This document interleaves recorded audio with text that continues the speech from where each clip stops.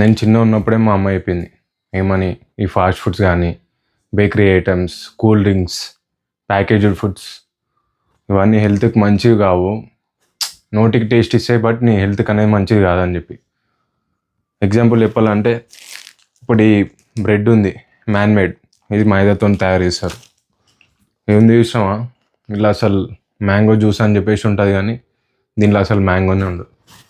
మా అయితే తిప్పి కొడితే ఒక 5% దాని పల్ప్ ఉంటుందేమో, కానీ మిగతా అంతా sugar, different type of preservatives అనేవి కలుపుతారు దాంట్లో. ఇది ఉంది చూసిరా, ఇది కంప్లీట్ ఫ్రూట్. ఇది ఎవరికైతే డైజెస్టివ్ ప్రాబ్లమ్స్ ఉన్నాయో వాళ్ళు ఎర్లీ మార్నింగ్ తింటే చాలా మంచిది. సో ఇది ఉంది చూసిరా, లీచీ అంటారు దీన్ని.